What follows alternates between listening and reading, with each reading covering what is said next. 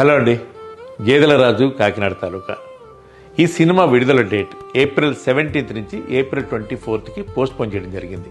ఎందుకంటే ఈ సినిమా చూసి ఈ సినిమాని విడుదల చేయడానికి ముందుకు వచ్చినటువంటి డిస్ట్రిబ్యూటర్సు, అలాగే ఎగ్జిబిటర్సు, అలాగే ఈ సినిమా చూసిన మా శ్రేయోభిలాషులు వీరందరూ ఇచ్చిన సలహా ఏంటి అంటే ఏప్రిల్ 17న దాదాపు 9 సినిమాలు విడుదలవుతున్నాయి.